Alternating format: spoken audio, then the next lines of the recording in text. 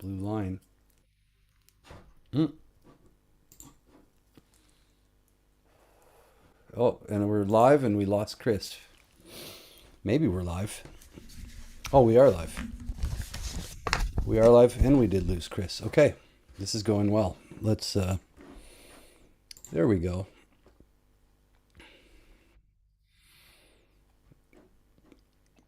See, we started off on the right foot here. Okay, let me turn off the. Okay, there's a monitor. We are live, Beautiful. and let me pause the monitor and close out of there. So it's going. Yeah. So we're going live. What's up, Chris? How's it going? Hey, Garrett. Good, good, good. How are you? I'm just fine. Yeah. So we touched on all kinds of stuff last week, and maybe we can dive into some of that stuff this week. Something I find interesting in conversations with people, and that relates to both you and I going through all the occult and seeking stuff, is that for me, I had rejected the church. I didn't even know what the church was actually. I rejected some version of Christianity, and I rejected religion outright, completely, when I was somewhere in high school. I don't remember the exact moment, but it kind of grew into that. Same. And punk rock then really helped me to reject it further. And then I was embracing things at the same time. Of course, I was embracing punk rock itself and joining. Even though I was an anarchist, I was joining groups that were working together to accomplish a goal.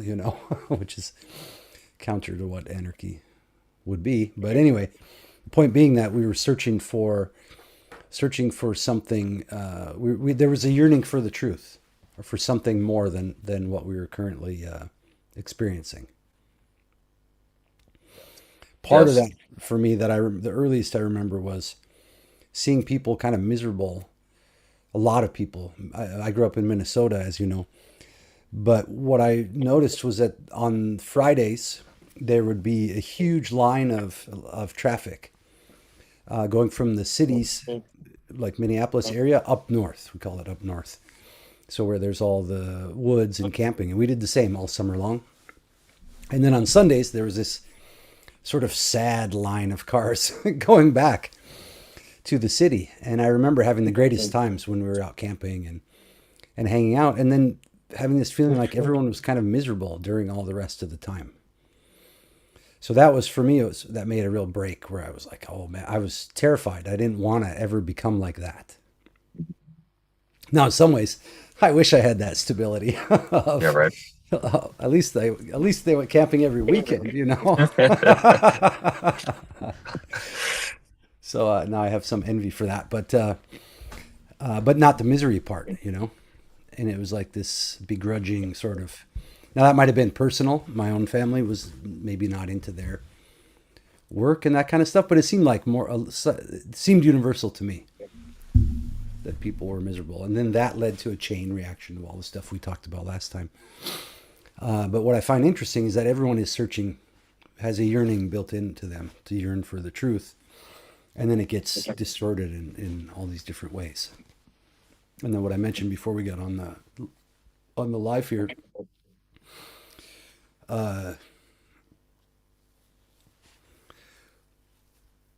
was that everyone's searching for some kind of normative authority that they can look up to or learn from as they search for the truth. Whether that's books, for me it was books a lot of the time, or a group. But then when presented with the church, there's kind of like a knee-jerk reaction, and I'm like, no, that can't be it.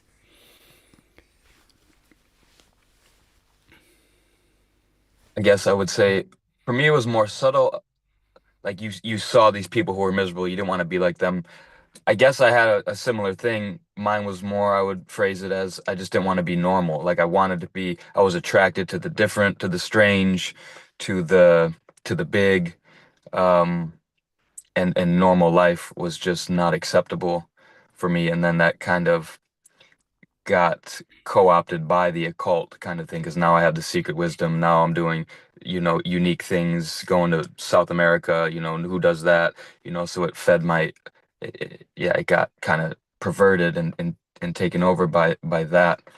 Um, but I would say most people, though, when you say just kind of accept status quo and are good enough and aren't really even a lot of people in the church, it's just like they're not interested in taking the fasts deeper or praying for 2 hours. It's like, I don't know, most perhaps not people who find orthodoxy, but in general, um, I don't know. Do you feel like something separates you from the average person, like sensitivity, let's say, that attracted you to seek to becoming a seeker, let's say, or something like that? Hmm.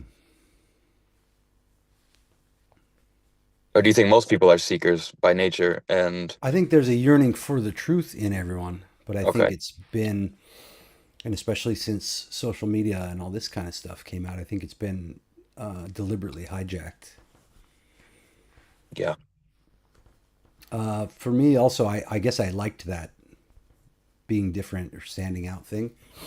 Although I yeah, remember one time I same. wrote on my wall as a kid in marker, and my mom must have washed it off and never mentioned it. But I wrote in marker on the wall, I just wish I could be normal. But that was when we were moving schools, from one city to another. Okay. And I really stood out. And so I remember writing that. But that was pretty young. So I must have thought of myself as not normal, you know, Yeah. at that point. And it wasn't in, I didn't, thank God I didn't have any like psychiatric diagnostics going on. I think I dodged that by a good few years before they started drugging all the kids. But I didn't have like trouble with school or even with friends, but like just something didn't sit right. I don't know. And then Yeah. punk rock, I thought, oh yeah, I found it. I'm going to do this forever. I remember thinking, oh, we're going to be like me and my friend who discovered it. We're going to be like this forever. And then maybe in a couple of years, it was like, oh, dude, this is not what I thought. Yeah. Like Yeah. wore a underground country band shirt to a punk show, and a bunch of people were like really upset. And I was like, dude, what is going on with you? And then that chain reaction went down through all the other stuff. And each time, I think less and less each time, but many times I thought, oh, this is it, this is it, this is it. Oh, this protest thing, this anarchist thing. The anarchist thing was awesome just because you could hitchhike around and show up in any city and find those people, And not Mm. everyone was on a cell phone back then, so it wasn't like locked up in your own little group. Yeah. You actually had to go out and find those folks. So then I the guess same. for Go ahead. Go ahead. I No, guess no, for go me, ahead. the this is it moment was the Western esoteric tradition, and we can talk about that because how you boiled it down to, well, this goes back to Crowley, this goes back to, this. It was like, oh, this is it. This is what all religion is about. This is the secret mystical tradition that all religions are. So a kind of traditionalism, a kind of perennialism that really the occult points to. Right, the Rosicrucians, they're all saying the same thing, that there's this esoteric religion that all names are just exoteric manifestations of, and they all meet at this point in the Rosicrucian. This is that which is underneath. This is the secret doctrine. This is so. Once I bought into that, then that laid the foundation for a worldview to, like, it was very corrosive, because once you accept that the secret tradition is hidden, then you Hmm. just you have nothing to hold on to, and then you can make God in your image, and so on. And then it was like, then the next step was psychedelics, and then it was like Terrence McKenna, and then I just blended all that together. Like, there's a secret tradition, and it's about, it's a kind of psychedelic alchemy, and then that was it. This is it. I never questioned Christianity. Once I had that, I was like, okay, this is the true religion. Like, Christ did the work. This is what Christ was doing. He was an alchemist. He was a shaman. He was He was a doing the magician. Yeah, he was a yeah, magician. He was doing the great work, and he like accomplished it first or something. That's why he's special. or It was just like, or he was a mushroom. They also yeah, yeah. have that. There's Like, that too. yeah, That's why it's so dangerous and subtle, because like it's very yeah, it's very seductive and it has some truth. So it's like, yeah, Yeah, it is, and but the worldviews boil down though like that. All of that, at least for me, and from what I heard from you, it boils down to this monism. Would you say? Would you agree with that? yeah. And I guess what I boiled it, I don't disagree with that. What I boiled it down to too is like the Father versus the Force. When I went back and I looked at Dion Fortune and the mystical Kabbalah, I looked at Paul Foster Case and the occult fundamentals and Crowley. They all, it's all they treat God as the Force, the life power. The ruach, chi, and prana are all manifestations of the life breath, of which you are a center of expression of, and that the work is to make yourself a better vessel to wield the life force, which is God. Um, Yeah. and the devil, and then then it's also the Baphomet or the devil is the exoteric blind for the uninitiated, and that's actually the image of the force that you need to get control of. So basically, get a hold of the devil, and you can become like God. It's like, sound familiar? Like, bring Yeah. you Where back was to that maybe, story before, huh? yeah, I heard that story before about a serpent and being like God, and interesting. So it all boils down to Gnosticism, and really Blavatsky kind of like Eliphas Levi, I would say most of those, like those new occultists from Golden Dawn, they all point back to Levi, and of course he points back to the Kabbalah and Freemasonry, and he was going to be a bishop in Catholicism, then discovered the occult and really popularized the occult aspect of Freemasonry in his, the Kabbalah unveiled, and that really, I think, Mathers and all those Golden Dawn guys were translating his works and then integrating that into the Golden Dawn, and then some probably bullshit manuscript, and then the Enochian stuff, and it's like it's just the occult aspect of Freemasonry mixed with Levy's stuff. Like, Yeah. I mean, Manly P. Hall also had a hand. I don't know when he was around in relation to all that, but I read a bunch of his stuff too, also yeah, related to for the sure, Freemasons. for sure. And the Freemason guys I met, they were cool with, like, I had this tattoo on my arm of a pentagram, but it was actually like a joke, if you can believe that, that I made when I was writing the rock opera about Kenny Rogers. It was like a historical fiction about Kenny Rogers becoming the gambler who was like a magician. And so instead of the tarot card suits, there was like the cowboy hat, the guitar, the belt buckle, and something else I forget that represented him going through those stages. And anyway, I have that tattoo, and I remember that these really old guys at some Mason lodge I went to out in northeastern Oregon in the Wallowa Mountains. Oh, they were like, I think maybe I was trying to cover it or something, and they were like, "Oh, don't worry about that. We're seekers of the truth here. That symbol's fine." And Hmm. which now in retrospect is kind of hilarious. We're cool with Yeah, the devil. yeah, That's what yeah. everyone's saying without knowing they're saying it. I don't think those guys. I don't know how they manage the Masonic beliefs because a lot of them were like some Protestants. I didn't meet any Orthodox in there. Obviously, there might have been Catholics, but mostly they were like Baptist and that kind of stuff. Yeah, I The could see wives, that the easily. wives would sometimes get mad. They're like, "Why are you studying more Masonry than you are the gospel?" Right, So, right. Yeah. That's the thing. That's how seductive it is because it makes you feel like you're really getting something. It's not this slow burn like the scripture that really forms you, but the occult stuff is like y- it gives you this high of knowledge. It was for me at least. Like I yeah, couldn't yeah. wait to wake up and read, some Kabbalah book or some. It makes it feel like enlightenment's just around the corner. Like you got the secret knowledge. You're making these connections and you're seeing through I fell in love with that. Oh Uh, yeah, my eyes. I have photos. My eyes would get like this. You know what I mean? That crazy eye. Get the Yes. crazy eye and be explaining something to some girlfriend they had, and they'd be like Yes. trying to follow along, but also mystified and attracted to it. Right. Right. Um, and it's so disembodied. It's so just pure mental. Oh Like, yeah. like you have no experience of what you're saying, and you're just talking about it as if it's, the truth of right in front of you. And yeah, oh yeah, that was my thing. Like me and my wife would take an Adderall and like lay out the tarot spread. Oh Dude, no. it was the worst. And I'd stay up to 4 in the morning, do like 3 tarot decks, looking at the, making the associations, do writing in my journal. I got 3 books open, man. She'd fall asleep. I'd keep going, smoke a little weed, then go take like a 3 hour walk out of my mind, just like contemplating the mysteries. Dude, it was madness. Yeah, Like yeah.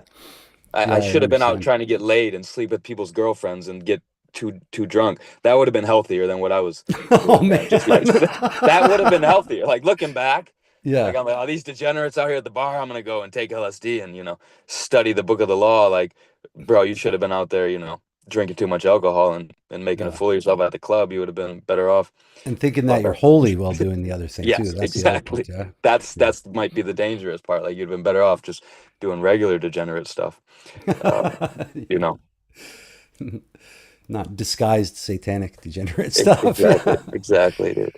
But yeah, it sounds you and I. It sounds from what you say, and I know my own experience was that it was some innocence and naivete to it 100%. along the Yeah, way, and I think that kept me safe because I never had like dark intentions toward anybody.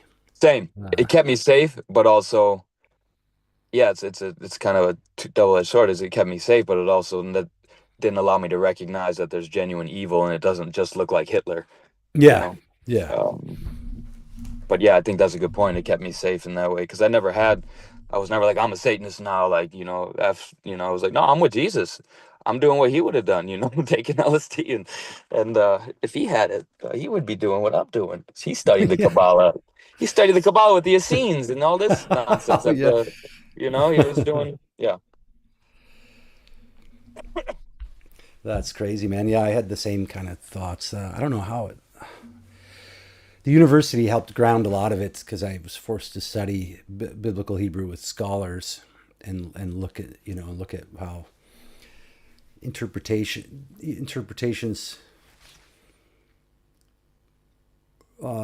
mess up the worldviews that I had. So then I was forced to confront what's actually there in the Bible and study the with Christians, with Jews, and then with particularly with that guy I mentioned, Mark Uno, the Japanese Buddhist professor, who's was supremely this grounded for a Buddhist. was this before Orthodoxy? Was this once you became Orthodox, or was this No, like this on was your all way? before. This was all before, and I had discovered the. And I got into the Hyatt stuff right at the end of that, finishing that university degree. I would have Oh finished wow. that in Okay. 2006, and then got involved with him directly. Then I don't remember when I started doing the undoing, but then it was the books first, and then the CDs and DVDs and phone calls with him, and emails, and then the workshop happened in 2006, where I actually went down there and met him. And at this point, you were kind of breaking out of the OTO Freemasonry stuff then once you got I with them, or was, it probably yeah, lingered a bit? I was still in the OTO and the Freemasons then, and there was, and I remember having this guy, God rest his soul, David. I mentioned him last time. He's dead now, but I asked him to do a tarot reading for me if I should go to the Hyatt thing or not, because I was going to spend my last $1,000 on this workshop. I didn't even have money for the flight to go down there. And he told me he did this whole tarot reading, and he did one where he lays it out according to the structure of the tree of life, and it's like Okay. Yep. 2 or 3 hour long ordeal. Yep. But it came up in that reading. He's like, well, this will probably mess up your connection with the OTO. It might mess up your relationship, but you should definitely do it. And he was in the OTO telling me this, at that time. I'm not sure to what degree he was just telling me stuff and to what degree it was there in the cards. I think he was some kind of true believer. I mean, he went pretty deep with all that stuff. He's also the one I mentioned last time who told me all this stuff leads back to Christ. So I don't know Mm. what his intentions were. I think he was a friend, but yeah, all that stuff did occur. And Hyatt was when I met Hyatt. There was only 2 of us at that workshop out of 16 people that had done any of the undoing body stuff, like the face stretches and stuff. People just came for his name and for his other books, Mm. just to meet him in Right. person. But that meant the two of us got all the attention from him during that time. So then when everybody went to Mm. lunch, he had me stay back and then told me all kinds of stories about the OTO and all this stuff, and the disputes between him and them. And then he made fun of the Mason thing a little bit, poked at me with it, but I think in really specific, intentional ways that kind of made me see he wasn't poking at those groups as much as he was poking at my flimsy reasoning for why I was even doing any of that stuff. I see.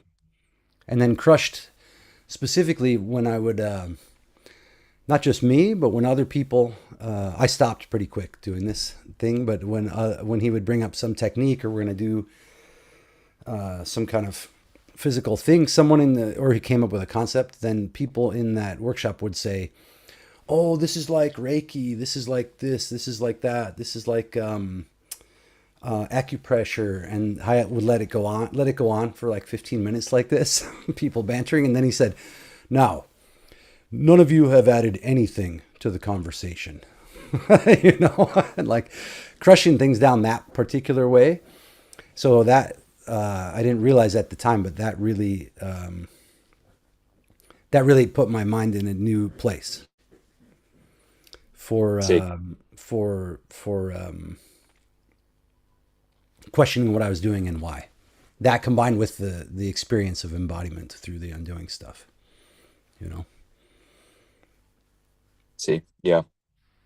Um, So then when I came back, yeah, then it very quickly spiraled where I just couldn't take myself in those groups or those groups like seriously anymore. Not necessarily the individuals. I'm still friends with some of those guys, but I couldn't do the groups anymore. No, it was like became no way. and you credit that to kind of coming more and more into your body, coming into yourself. Yeah. So what we mentioned before, when you said you could get all cracked out and bug-eyed and be spinning that all that stuff in the mind, I've suddenly got outside of that storm, and the storm was still going on, but I wasn't. It wasn't like latched onto my identity anymore. My identity moved after enough time, and specifically with that practice sense and feel, that we do at the end of the undoing sessions. I was doing that a lot, and at some point, my identity moved down out of the storm or the hell. That was where I came up with that hellish snow globe thing, the hellish snow globe of the mind. My identity moved out of there down into the body, and then from there, I could see the workings of the mind, but I wasn't entrapped by it anymore. I could still react. I still could have emotional reactions. I still get upset with stuff or whatever, but I would even see that that's what was going on. So I was no longer lost in the flow of reactivity and thoughts and interpretations and all that. Yeah. See. And that's when a Um, lot of the book, I would look at the books I had and I was like, what is this? Like, well, I couldn't even read them anymore. But at the time I used to be fascinated by them because they would just stay stuck up here, spinning around. Now, did you have a lot of people don't like to talk about this, I don't know, but did you have an encounter with Christ that was as dramatic as that? Or was it a more subtle, longer process, or did you at all? Or is it like, There were moments. There was a moment at the University of Oregon where we had to read huge swaths of the Bible just in an academic setting. And I remember I can see the scene. I was sitting at the kitchen table late one night, just finishing the readings, and it was pouring rain outside. And I got to a part about like opening your heart to Christ or something like this. I even forget which passage it was. I could probably find it, but and I was like, man, what if this is actually true? This is wild, and something really hit me, and I went outside in the rain and kneeled down in the mud, and was like, how do I do this? You know what I mean? And so it hit me pretty hard then, and then I think I was able to sort of stuff that into the background. yeah, But I never rejected Christ after that. I was never. I just thought like, oh, you can go to any church; he's all around. And it was still kind yeah, of yeah, a yeah. monist thing. but I had like a complete respect for him, or who I thought he was at that point. From that point on, there were times before that though. It's like now when I look back, it's like he's always there. He actually, like in reality, can make fun of these Protestant churches at the strip mall or whatever. But what's funny is if I look back at my memories, there's always some cross or some his name or something there everywhere. You know what I mean? In all my memories. So I don't think he sets up those churches, but I think he'll utilize them to sort of stick in people's heads. So when I thought I was atheist in all those years, there were people at school. They were like, "I'm praying for you anyway," and I would make fun of them. They were my Sure. friends, but I thought, "Oh, you can't do that. Don't do that," But they were. And then also the another big moment was when I was hitchhiking a lot, from 18 to say 22, long distance hitchhikes.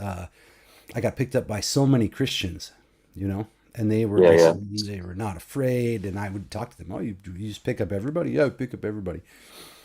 What do I have to be afraid of? I have Christ. So, and most of them, I'm guessing, were some kind of Protestants, just because Sure. that's the biggest number of heterodox out there. But that I remember, I couldn't argue. I just wouldn't and couldn't argue with them. They were picking me up, and they had way more grace than I had in my life, and peace. And so I was like, what do I have to say to this? What am I tell them to become anarchist? Like, Right. you know? Pull your car over, man, and come walk with me. Yeah, Let's yeah. go. Let's ditch this society stuff. Um, I guess I was an intellectual anarchist. That's what Terence McKenna said he was, and I kind of bought into that for a little while. Some kind of libertarian, psychedelic, intellectual anarchist, whatever the hell that means. Um, Well, there's that but I, view. A lot of people in a certain era got, because one of the first people that broke my head out of the anarchist stuff was, or out of materialism, let's say, was Robert Anton Wilson and Philip K. Dick and that kind of stuff. With yep, Philip K. yep, yep. Dick's a fun read. I like to read his stuff, or Douglas Adams' Hitchhiker's Guide as well. But the Robert Anton Wilson has this view, like I saw someone else word it as utilitarian model flexibility. And this Okay. guy who said it that way was drawing off Wilson as well, but it was like Wilson called it reality tunnels. What the thinker thinks, the prover proves. Yeah, and so that you could then put on and take off any reality tunnel you want. Yep, But yep. what's presupposed there, and I didn't know about presuppositions either. What's presupposed is that you're the ultimate authority still.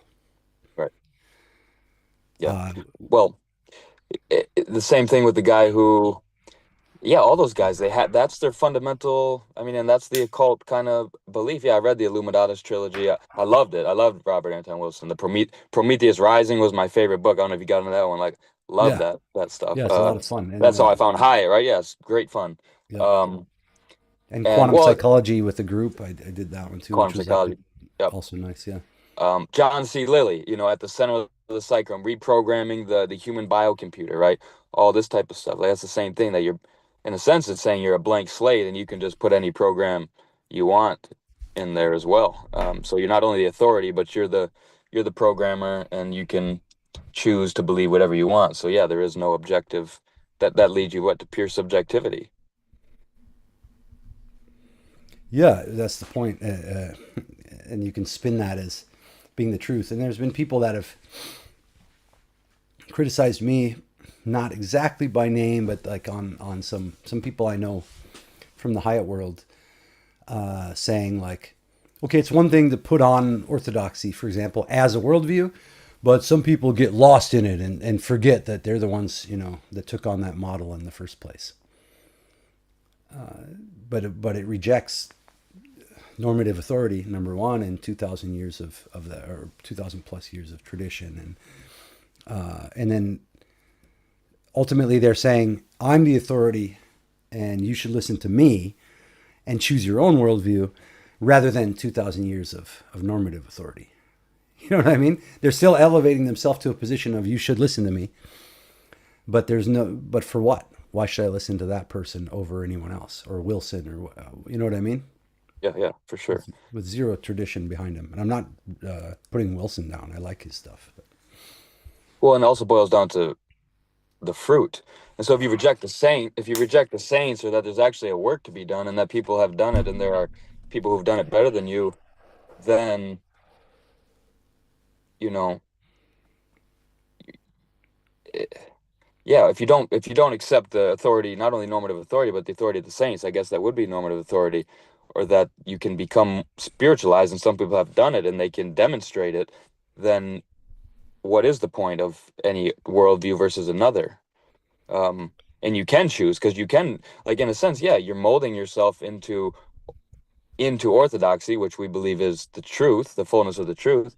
But you could also mold yourself into Netflix and beer. Like, sure, you can choose any worldview you want, but do you want to be structured in the highest form, or do you want to be a couch potato? Like, I don't know. You know, When you're stuck with with making someone else an authority anyway. yeah, So even if you like when Protestants who reject the normative authority of the church and they say all you need is Bible alone, for example, sola scriptura, well then immediately they've undercut their own stage. Why are we yeah, listening to you, Pastor Bob? You know what I mean? right, Why should we listen to anything else you say if all we need is Bible or faith alone? Close right, down the church then. right. So and even people that reject Christianity outright, they still look for a group to be a part of. They create new traditions or they find old traditions. They run to New Age or Wicca or something, and then form a group around it. And then they look for someone who's been doing it longer, to Right. teach or run the group. Yeah, yeah. And well, even like people I know, they left the church. My family member, like, once they said, that your baby burns in hell. He was Catholic, but when if your baby doesn't get baptized, it's going to spend eternity in hell. I couldn't believe that anymore, so I stopped going. It's like, okay, great, but now you replaced it with beer and Netflix, and you're an alcoholic. So great, you left the church because they had an idea that you didn't like. What'd you replace it with? And that's where most people are at. It's like, oh, I couldn't buy this. Okay, that's fine, but what do you do now? Hmm. It's like even that would have been better. At least you had some structure than the secular options. Yeah, Um, yeah. you know, Well, it ends up being that the state is then the highest authority in your life, whether acknowledged or not. So at yeah, the extreme end of that is like the communist experiments, like Ceausescu's Romania, and then they start jailing the priests and burning the churches and trying to erase the existence of it because they know people will go straight to that instead of the state. mm, right, right. Mm. What is like is secularism? Like, would you say most people where you're at are religious? Even just cradle Christians? What do you say? It's hard to say. Uh, there's a big resurgence in the Catholic faith, and it's really tied up in the Croatian national identity. And something they so and that's probably by design Mm, on some level.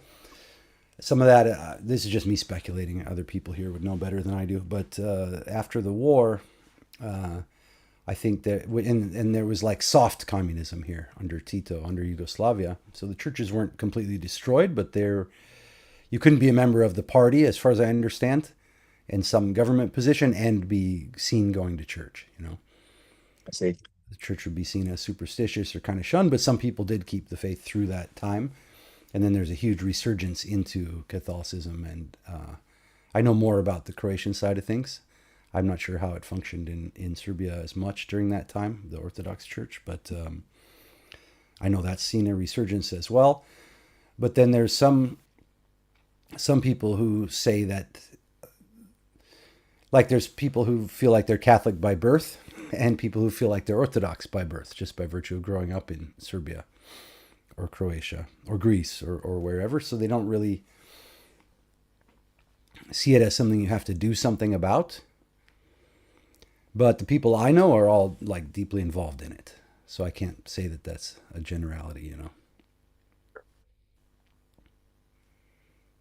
Most places Okay. I've been at the churches, there's been young, big, wide age range of people having kids, and Was there a point where you were like, orthodoxy is the truth? Um, Something that finally sold you on it, or what would that look like? well, there was a slow burn over time, but it happened partially through that Made by Jim Bob guy. I was into his art and memes and stuff prior to even him becoming Orthodox. Mm. And like I said, I thought of myself as sort of a rogue nomad Christian, just making up my own story, I guess. Sure. But then also I'd listen to Jesse Lee Peterson all the time, so I still then had some authority telling me that I didn't need any authority. Kept the spirit of rebellion alive, a little longer. But then through Jim Bob was looking into Orthodoxy, and like I said, a bunch of my old clients in the undoing work also joined the Orthodox Church. And then I had been to Ostrog, that monastery where I saw the body of a saint for the first time. And that was not on a religious trip. It was just to see this cool place. And then specifically, I'd say when I heard Jim Bob explain the tag argument, that's when it like snapped that God is definitely real, and there's no other way of explaining how truth and knowledge and morality and things that and laws of logic and information and metaphysics actually exist. And I knew that had to be Christ. And then I was talking to a guy, he's on YouTube, the Posh Redneck, Posh. He's in Serbia. I said some comments to him in a message on Instagram, and it was like some broken theology that I had. And then he corrected me, and through reading and talking with him, but through reading his corrections of what I had said, that I think ignited it, where I was like, whoa, dude, I'm right here in the middle of all this. I can actually go seek this out. Yeah. And I happened to have a girlfriend at that time who was also in the Serbian church. So then I had her call the priest that is now my priest at the church in town here. That was, I don't remember which year, I could work it out, but it was right around Easter time. So then he said, oh, just come and visit after Easter, because he was super busy. And then maybe it was another 6 months to a year after that I just started showing up and going to liturgy just by myself. And I think at that point I was already convinced, though. It's like everything else had been cut away. I knew that Christ was all that remains when you cut everything away, but I didn't have the normative authority or the respect for the authority or the actual body of the church yet. So then that kind of completed the equation, let's say. Yeah, it's been a few years now for you. 3 years? 4 Yeah, years? something like that. Yeah, 3 years, I'd say, something. On the tail end of all that other seeking. And then Christ was there for the final 10, 15 years of it, let's say. Solidly Yeah. since that university time, so Mm. 2005 maybe, yeah. Mm. 2006. I just graduated high school, 2006. Was just starting my occult journey when my psychedelic, Western esoteric, shamanic Yeah. labyrinth. Hmm. I see why people reject Christianity even when they come close to the truth and see that because they want to reject a narrow path, and they want to continue Yeah. justify. They don't want to have duties, Yeah. and they don't want to. A few people that I'm friends with here, who knew me before the Orthodox stuff, and I was a little more wild. They said, "Oh, this one person said, oh, this Orthodoxy is shrinking you. You're shrinking under this Orthodoxy." And I'm like, no, it's the opposite. I was withering away before. A And friend of mine said something similar. yeah, you're Um, shrinking. You're not open to things. You should be more open to other worldviews. And I was like, they're not true. You know what I mean? And I know and can explain to you why they're not true and why they're incoherent. And then they're like, you don't listen to me. You don't care about my worldview. Now, I could be a better listener, particularly because then you can gather more data for destroying their worldview later in the conversation. And not come yeah. off as much of an asshole. That Good. is a Yeah. problem because I listen, I gather my data, and then I strike like way too soon. so, so that like they still have the They still have the life raft, as Jim Bob would put it. They still have like the boat's still floating, but it's, you know, they see it's broken. They're upset. They think I did it. You know, so it needs to be sort of a decisive blow, but timed correctly and I in see. a way, you know. So listen better, not to be a better person, but so that when you hit your blow, you can just take them all out. That's good. Yeah, yeah. So it's completely devastating. Just just to Yeah. demolish them. Not the person, but the you know, I this see. Yeah, yeah, sure. the worldview, the demon of rebellion, these kind of things that have their hold. Got to break the snow globe. It'd be better if I just shut up and gave undoing sessions to people, and then when they ask, you know, what are you doing on Sundays? You know what I mean? That and invite them along. That probably would work a lot better than me having these like starting to go to the bar and tell everyone evolution is fake. See what happens. You know. Right. Yeah. Hmm.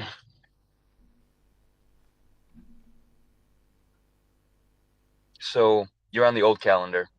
You got a Yeah. fast coming up soon. Yeah, when is that? This you is yours start already or no? Ours starts November 14th, so yours starts what, 23rd then? Yeah. Yeah, and that's like the one that goes all the way through to Christmas, right? Hmm. Hmm. It'd be yeah, we'll see. I'd like to I've been doing better with the fasting. I was no stranger to fasting before, but I will say when I would do fasting not for spiritual purposes, it was easy. Like I could go 7 days without any food and still function and everything, and I could still do that now. But the fasting, just not eating the dairy and meats and stuff for Orthodoxy, all kinds of weird stuff happens, man.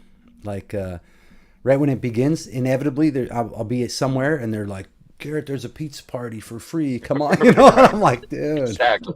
what are you Yes. talking about? And someone will bring a lunch to me. You know what I mean? Like something really Exactly. nice. This is from my grandma. Like where when you no matter how you say no, you're like a total dick, and people will start calling out of nowhere, inviting me to dinner parties. Like it's totally crazy, man. And I'm not saying I go do those things, but there's some exceptions. A priest I know in America told me, I told him I got invited to a family for Easter, but it was like a Protestant Easter with Hungarian friends, really good friends. And he's like, okay, I'm going to tell you, if you go to this dinner with them, then just sit and eat their dinner. Don't talk about the fasting. Don't do the fasting there. If they're invited you to this, then go there and do it. You know. Yeah. Now it's not across the board. This was this one specific thing. It would be different if I was like looking for invitations. You know. Yeah. Yeah, same similar. It was like when I was fasting from, the way I would put it, and I think my priest called it out too, was like, well, yeah, that before, because it was about you, it was your will, and now it's about obedience. And, uh, and so it's harder. It's like as soon as you make the decision, the devil comes, is like, haha. Um, yeah, plus like, yeah, I would go 7 days, water fast, look forward to it, but it was more about me like getting high off the fast and, feeling spiritual and cleaning up my meditation. It wasn't out of obedience you know, to Christ, to for spiritual purposes so much. And like making that switch, like from, your will to God's will. Like, Yeah. You I still don't there? know. Oh Like, yeah. yeah, yeah, yeah. Yeah. Keep Like, going. This. Yeah. has how do you do that? For somebody who's coming, like, how do you discern that? Like, you're fasting for, I don't know, is there a switch for you? Like, can you say before you were fasting, let's say for, you were still doing it for, let's say, spiritual purposes in a way, because you had a spiritual, but now you're doing it for the church. Is there a difference in like saying, I don't know, doing it on your Well, own let's say will, if your own, if you're self satisfied, this is my guess. If you're self satisfied, which I was, and with the fasting, I was like, yeah, I can do this. You know, like okay, all sure, proud about it, sure. and that, and I thought I also had peace too for many years. I thought I had found this inner peace through the undoing, and definitely was fake peace.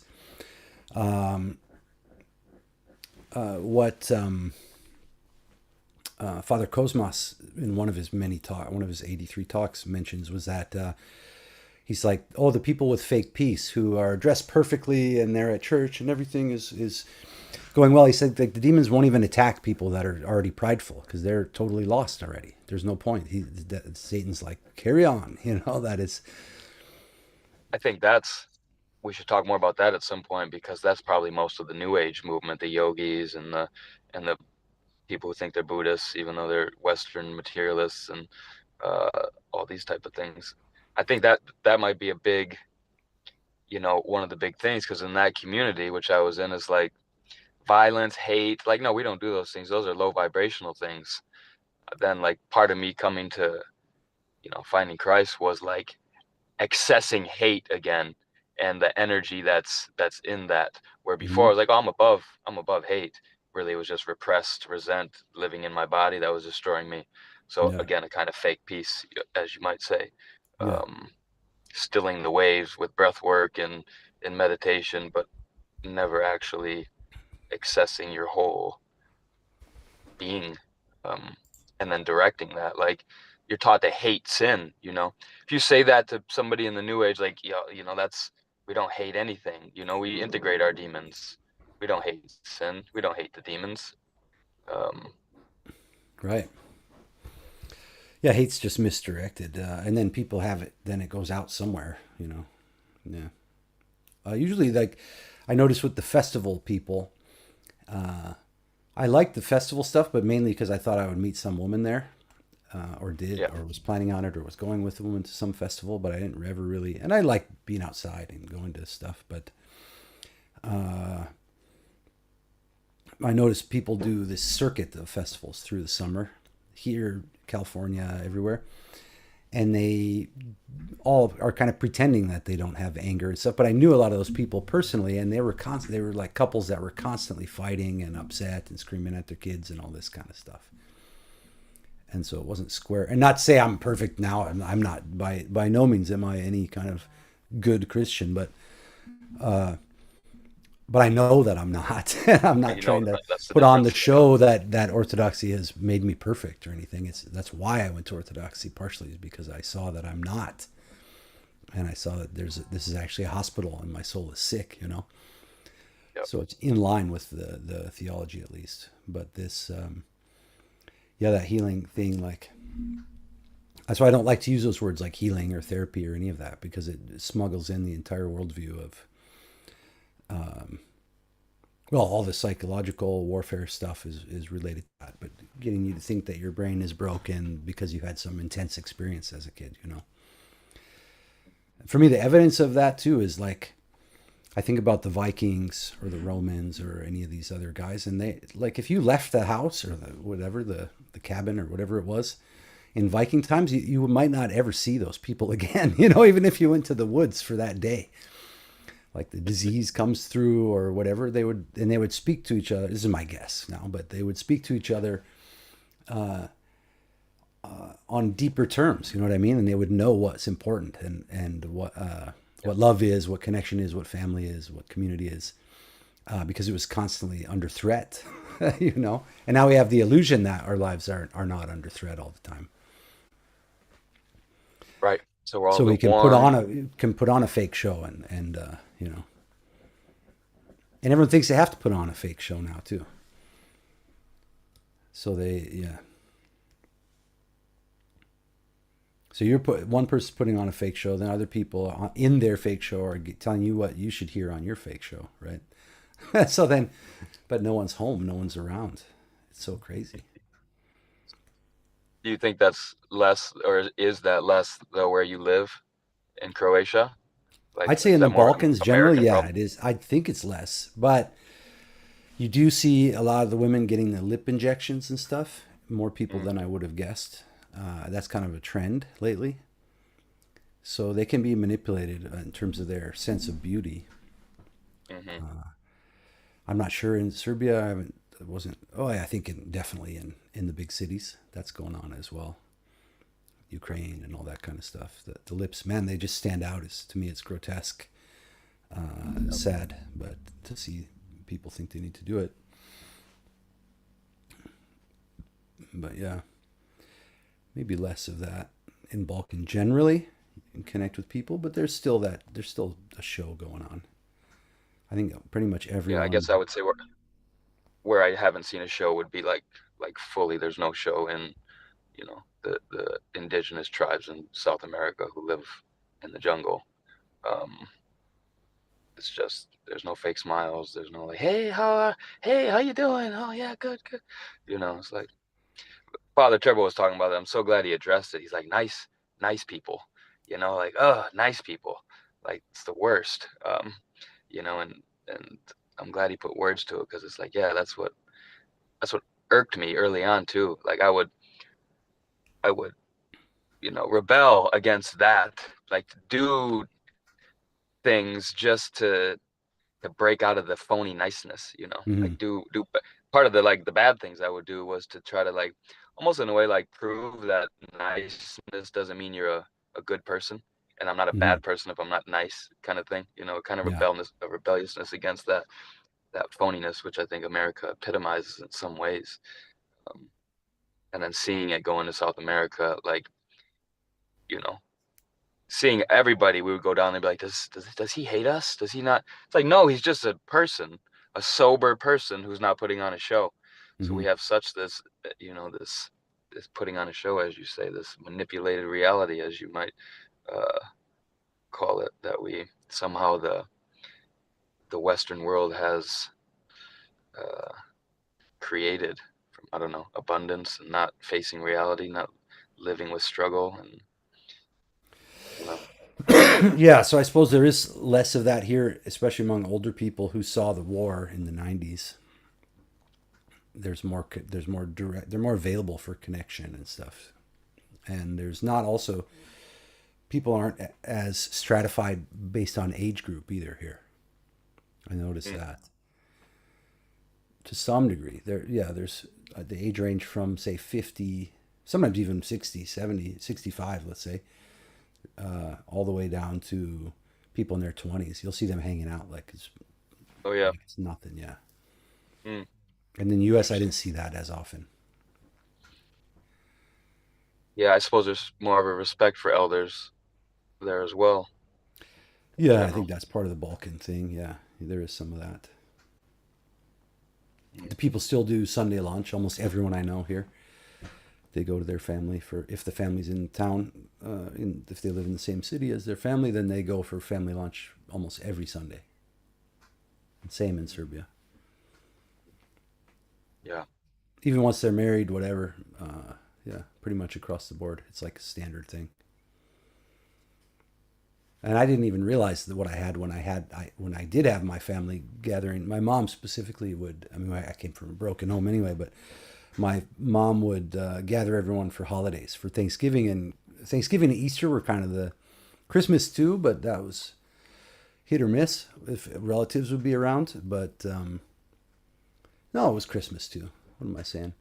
But Christmas, Easter, and Thanksgiving were like the big ones, and she would bring all kinds of people together for those family, like my ex girlfriends even that she still kept in touch with would come, and some dude from the works at the grocery store who didn't have anywhere to go, Yeah. and like so she's doing a kind of a Christian thing Mm-hmm. more than most people I ever saw, and would Yeah, have these holidays, but they were completely secular in some way. You know, it was sure. just Thanksgiving as an end in itself, but she loved those traditions, and then it wasn't until I got over here, and then looking back, I saw like, oh man, like now I really miss that, like a family dinner. You know, Yeah. some very Well, simple things. I, on that note, we're gonna do a retreat here with John Heers in the spring. We're gonna do a kind of wilderness men's retreat, kind of mixed with a supra at the end, a kind of quest, and then a supra at the end. And the supra is this kind of it's a kind of liturgy, as they say, this Georgian tradition, Mm-hmm. um, where there's a tamada, and then there's kind of the fool who comes around and fills the drinks up. But the idea is that the tamada is the toastmaster, and he gives a toast to like the general, like let's toast to peace or whatever, love, and then somebody will take that toast and give a particular instance of it, right? So it's like heaven and earth of how that showed up in their life, whatever. And he kind of guides the discussion, and there's like 7, 10 rounds, whatever. And it's all about this kind of brings out communion, and I haven't done one yet, but I've heard it's amazing. And hearing John talk about it is good. He just had a conversation with Father Turbo about it. But we're gonna have a retreat with that. So that kind of gathering and the table and eating, breaking bread together and intimate conversation. But yeah, we're missing that in the West. Do you create that with your own family? No, I You mean don't? even the holiday. I mean, my family, sure, my kids and my wife, That's what I to mean. to You the guys extent on that the small level, yeah. to the extent that we can, but even that's hard with the kids. Like we got to feed the kids, and then we eat when they're done because they're little right now. But that is certainly something we want to substantiate. Like we sit down, we eat together. There's no screens on, Yeah. and so on. But as far as like family with like holidays, no, it's more shallow and everybody's putting on a show, What about you your know. neighbors and stuff? Do you connect with any of these folks? No, man. I live in kind of a Muslim area actually. There's like a Oof. mosque at the corner, Oh and no.